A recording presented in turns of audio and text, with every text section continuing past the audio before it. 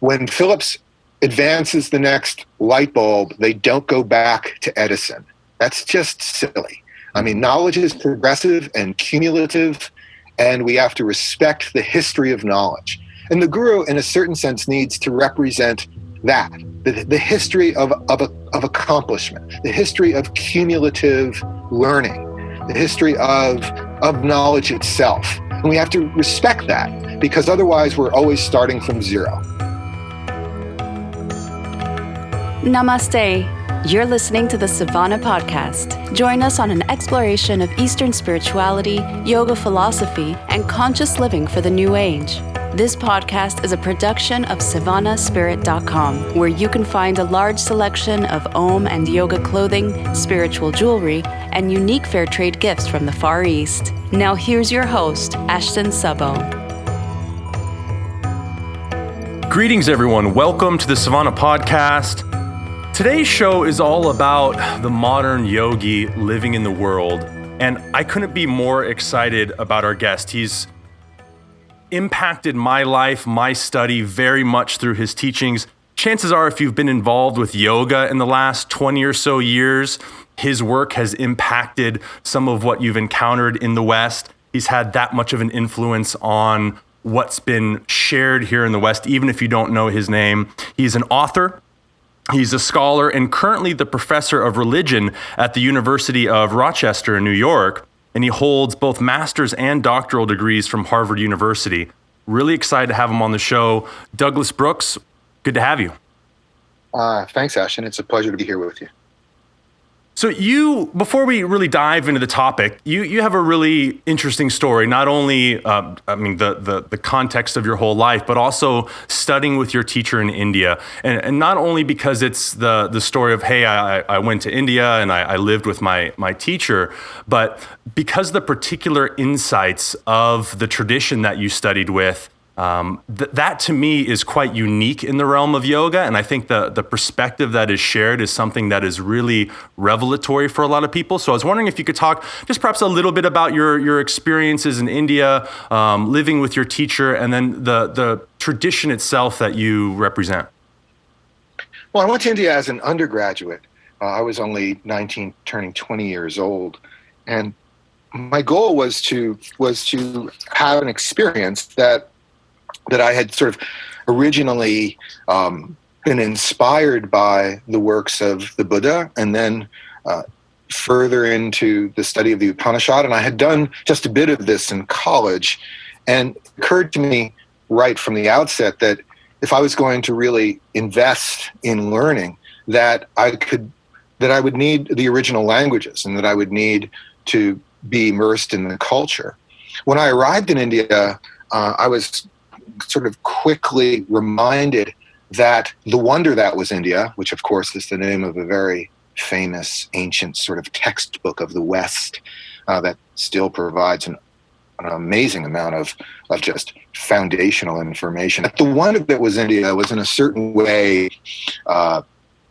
past, that we had sort of missed the party. If what I was looking for was an immersion in the Tantra of the 11th century, it was, in fact, very much the 20th century. Now, in those days, of course, there were rarely any telephones in private homes. There was television once a week. There was virtually no outlet back home short of Western Union. And I didn't really have a plan to study with a teacher. My first situations involved my mentors here. I had gone to the University of Wisconsin and spent an immersive program in the Tamil language. And again, that's an interesting bit of serendipity and irony to the story, because I didn't really know what Tamil was, and I didn't really plan on going to the deep south of India. My original plan was, of course, like all aspiring pundits, to go to Benares and study Sanskrit there. That's about all I really knew. But I quickly discovered that Tamil is the other great ancient language and civilization of the subcontinent, with a literacy that traces itself back contemporaneous to the Vedic world. That the Tamils are the only fundamentally rooted literary culture that survived the Vedic migrations and sustained their own understandings and views. And Tamil is very much an isolate language. It's there deep down at the bottom of India, south of what is called Chennai, which was not the ancient Tamil capital, but now sort of signifies the heartbeat of Tamil life. And so I got immersed in Tamil and really discovered right away that here too was another important and rich and dense and nearly impenetrable world of what India had to offer. So as I entered India, my aspiration was to study both Tamil and Sanskrit. And I never really quite understood how strange that was. And again, until I got to Tamil country, because in the last 100 years, the Tamils have made their own kind of concerted effort to reinvigorate their own worlds centered on their Dravidian language and to dissociate and to have a certain kind of payback to the Sanskrit-influenced worlds of that brought us the Veda and the rest. And so there is in contemporary Tamil Nadu a kind of curious symbiosis, adaptation, antagonism between Tamil culture and Brahminical culture, Brahmin priestly culture that's represented by the Sanskrit language. So I entered a kind of tumult of politics that I didn't really fully understand. And then to bring this story, to some kind of place where we can move on, my teacher, I met my teacher as a kind of almost last resort. On this language culture program through the university. It was only planning to be 9 months. I ended up staying almost 2 years.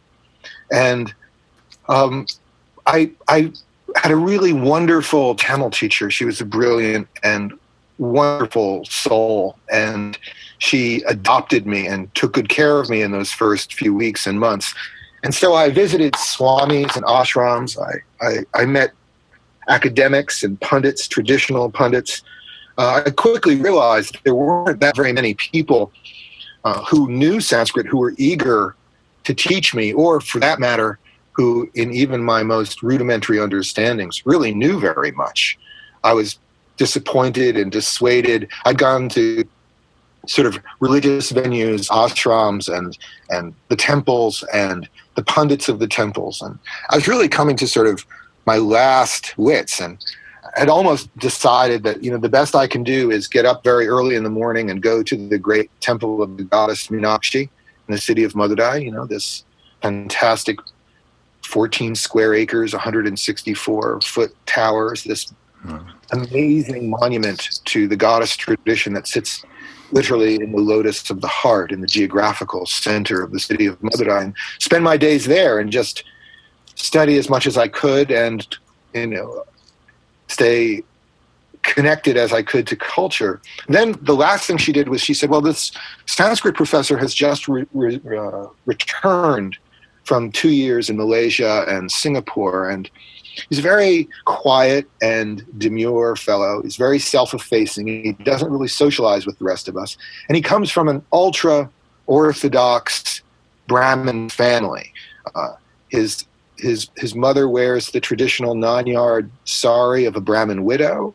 His brother-in-law is a purohita, that is formally a priest who spends his days entirely in that liturgical functionary role of a priest. And he's been elevated to the chairmanship of this department because he is so astonishingly brilliant and genteel, so well-spoken.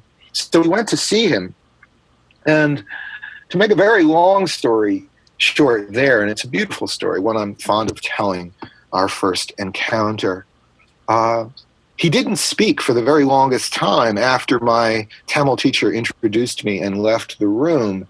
And he just sat there kind of looking at me, twirling a pencil, and I had no idea whether even, in fact, how much English he spoke, since most of the conversation had been in Tamil.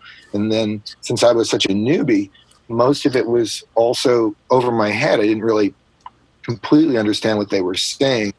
And so And so my Tamil teacher, Saraswati, leaves, and I'm sitting across from this man, and he's wearing Western dress, and I'm wearing a dhoti and a tunda, the traditional dress of a medieval Tamil Brahmin.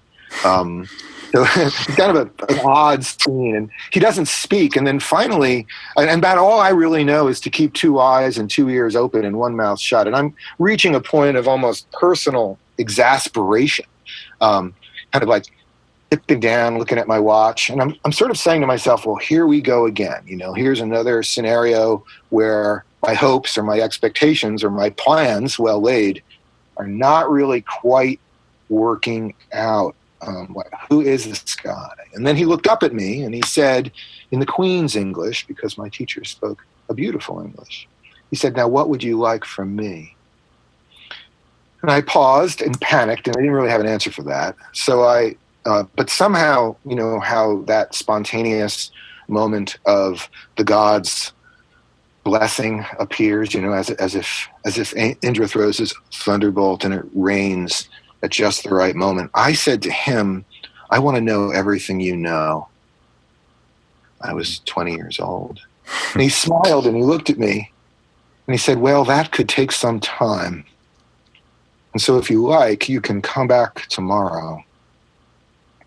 And then there was the tomorrow after that and the tomorrow after that. And my teacher and I had a relationship over 16 years. I spent about 6, almost 7 years in his company, living in his house, mostly in Madurai, for some time in Chidambaram, the great temple city of Nataraja.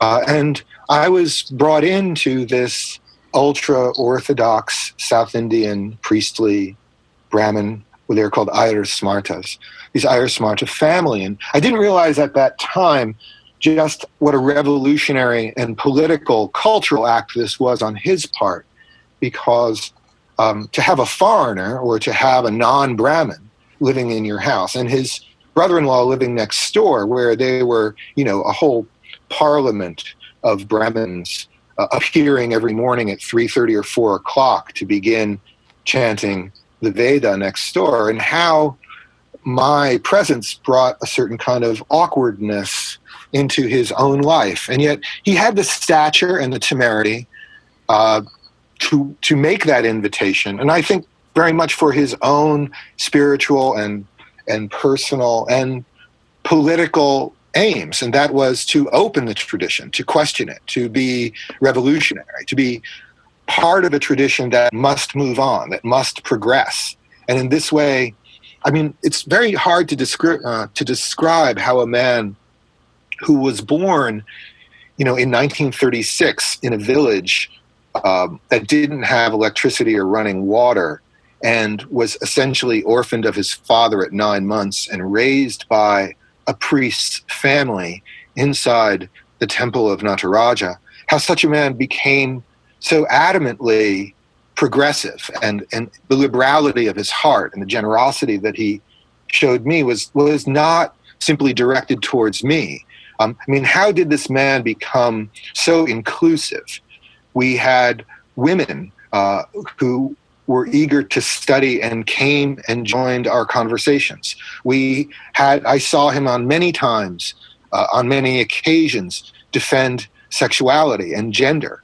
Not only inclusive of women, but he was staunchly opposed to the sort of ordinary endemic homophobia that saturates contemporary India and is part of its traditions. He was adamantly anti-caste, yet he was a staunch keeper of the Brahmin flame and those traditions.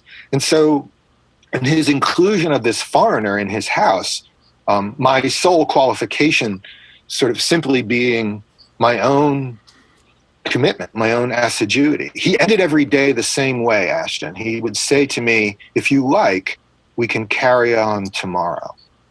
And over 16 years, he ended the day the same way every time. I mean, that's, within less than a year, I'm living in his house.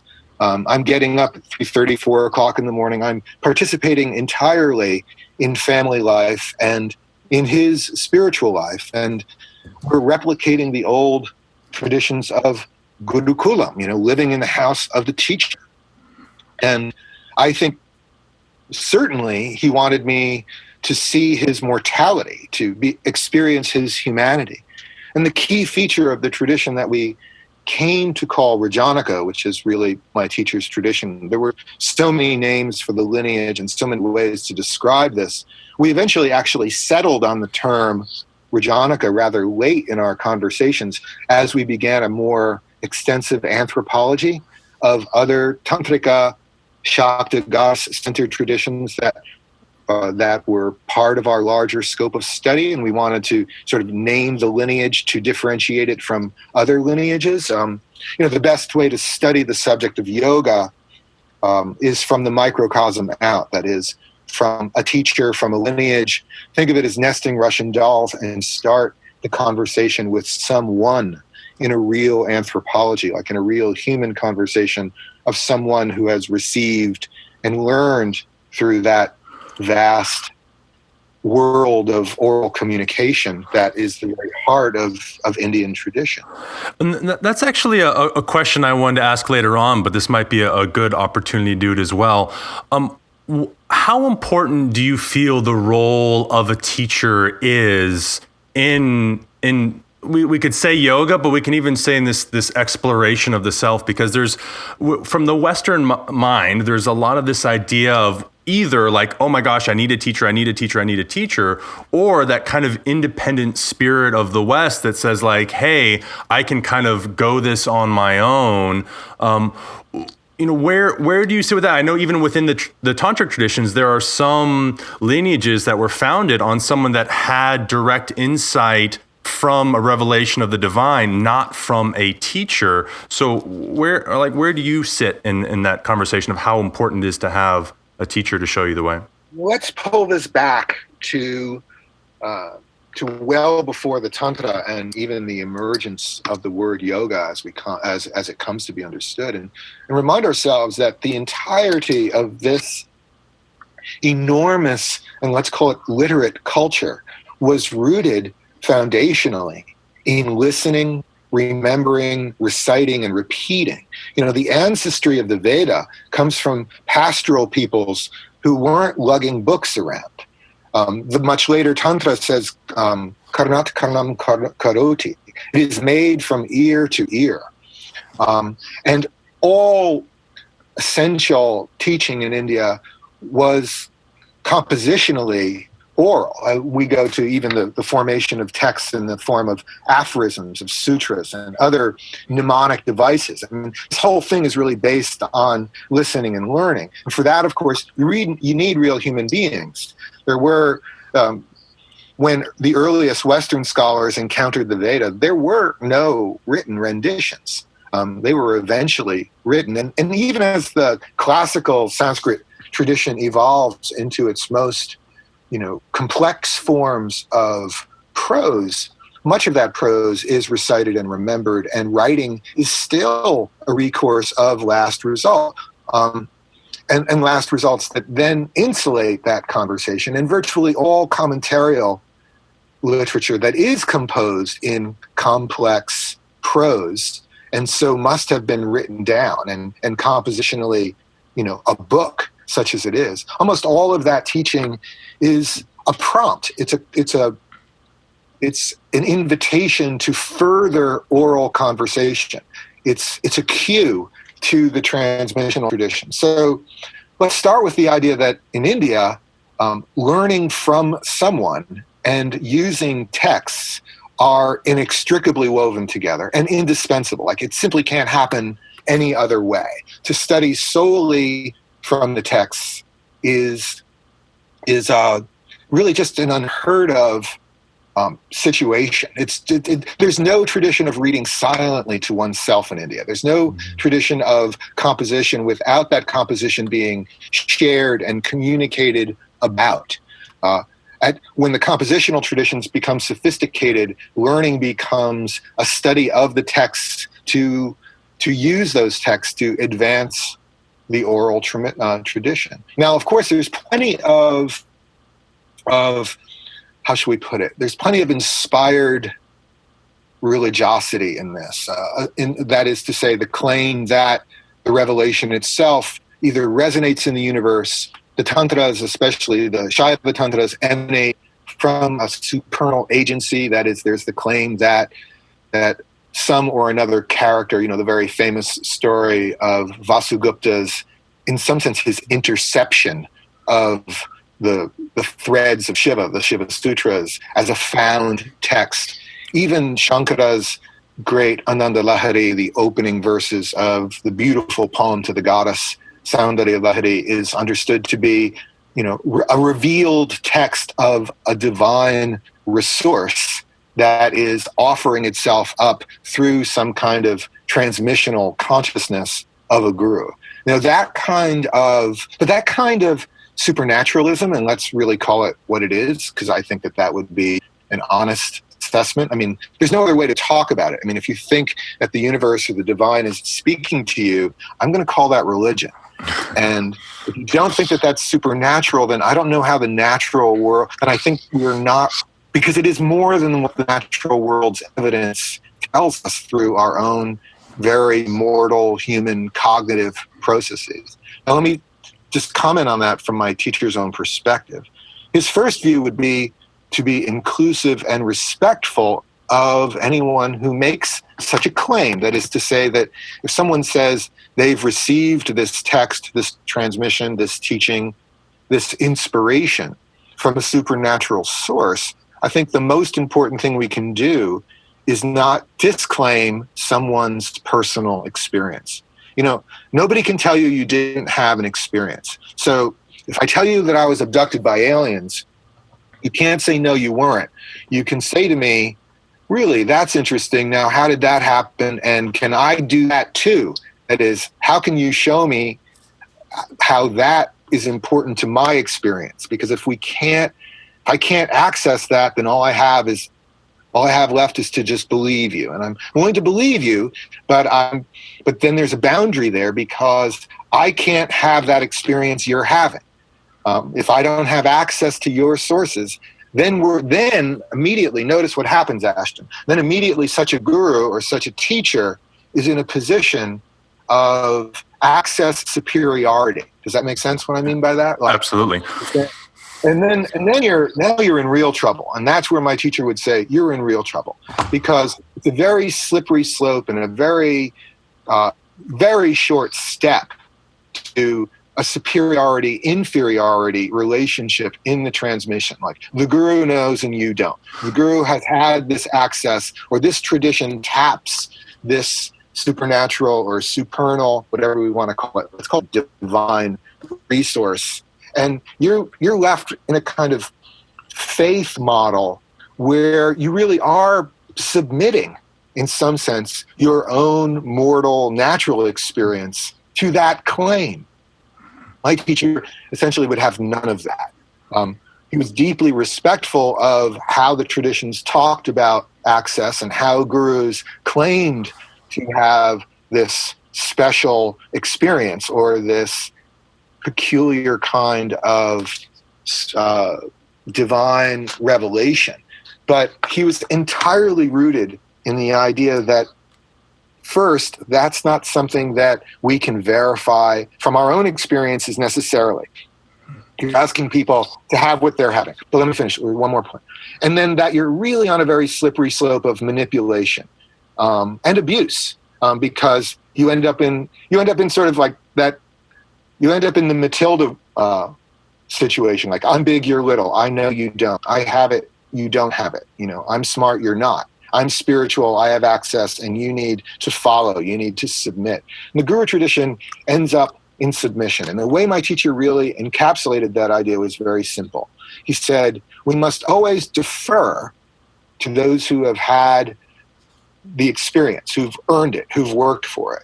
Provenance, in the sense of that respect we have for the transmission and the descent of learning, is an important thing. There's no substitute for the growth and evolution of one's development experientially, in education, in personal ways, in all those ways in which we have to respect our elders. And that's That's the first part of the Guru tradition. But he always said, we defer, we never submit.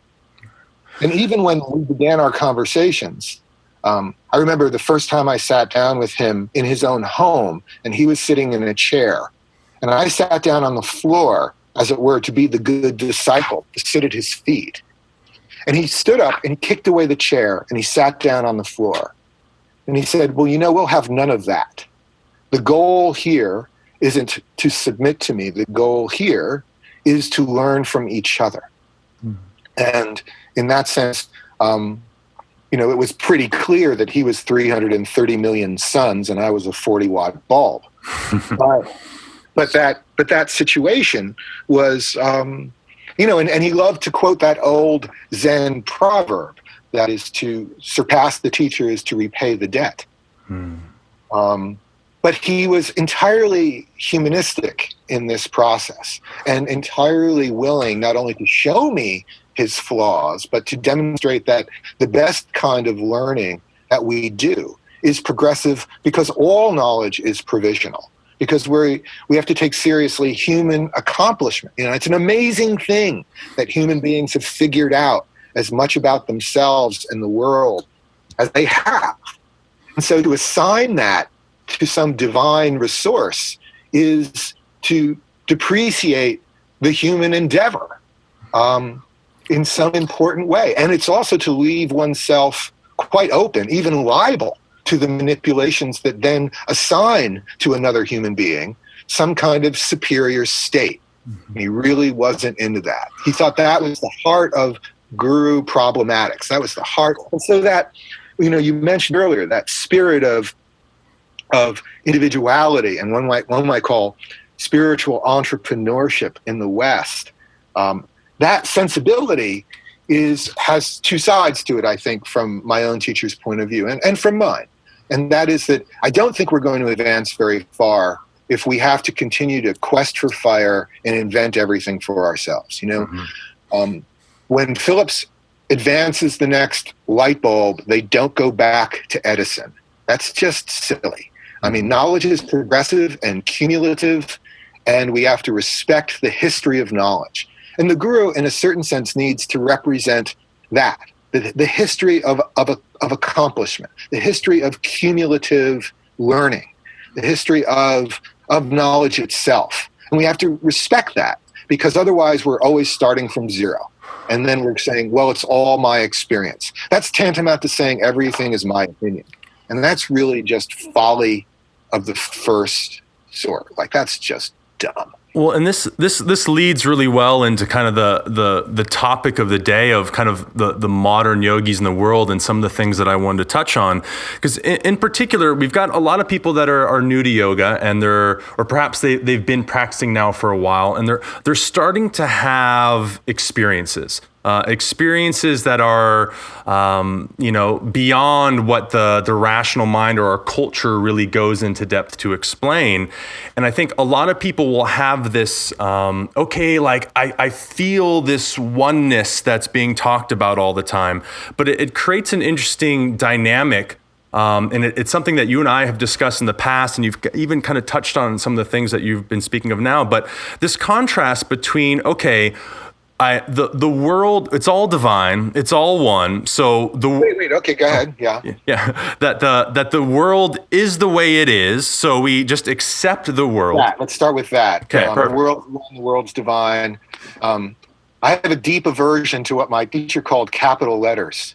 Mm-hmm. The one, the divine, the absolute, anything you can put in a capital letter is going to make me suspicious from the beginning, because then in some ways we're abdicating our own power, and we're in a kind of definitional problem. But let's go back to, I think, your really important point, which is that in addition to all the ways human beings can express themselves through language and through reason and through description and explanation, all of which I think we can't dismiss and we must take seriously, I think there's also a non-rational rather than an irrational part of ourselves. And that comes through art, and it comes through other kinds of relationships we have to this strange experience of being somatic, of being embodied, of being feeling beings. And I don't think that this has been quite as relegated and dismissed in Western culture as modern yogis sometimes suggest, that there's a deeper tradition in yoga or in the East to the non-rational than there is in the West. I think that is an underappreciation. Even the great David Hume, who was part of that empirical age of discovery in Western philosophy, said that, the dullest feeling is more fulfilling and expressive than the most articulated thought. He really put feeling before reason and then tried to interrogate our feelings. And I think also, modern cognitive science is doing a really amazing and serious job at looking at what it is that works us through the experience of identity, of self. Think of Damasio and other who wrote that book, The Sense of Self. Think of Lieberman and others who are at the forefront of this study. So let's think of this project of modern yoga as inclusive of all of the kinds of information and practices that we can now call yoga, because all of these kinds of folks are endeavoring to do something just like what you suggested. That is, how do we explain and how do we access, that being an important point, our experience of a non-rational self. I don't really want to think of it as further or beyond. I want to think of it as part of and inclusive of our human experience. And that India gives us really important methods and signposts for the study of ourselves, for this deeply human interrogation of our being. Hey everybody, I hope you've been enjoying our conversation with Douglas Brooks. This marks the end of part 1 of our 3-part series in our chat with Douglas. I hope you'll join us on the next episode where I continue to chat with Douglas about life, about yoga, about what it means to be a yogi living in the modern world. Tune in next time. I hope you have a very present moment. Thanks again for listening. Namaste. Hey everybody, thanks for listening to the show today. Please go over to iTunes, write a review, let us know what you think. It helps us in creating new content for all of you. It also helps new listeners get a sense of what to expect from the show. We really appreciate your feedback. Thanks again for listening. Namaste. You've been listening to the Savannah Podcast. To find out more about Savannah, go to savannahspirit.com or follow Savannah on Facebook at facebook.com/Savannah Spirit. For daily inspiration, check out our blog at savannaeast.com. Be sure to join us next week for a new episode, and thank you for listening to the Savannah Podcast.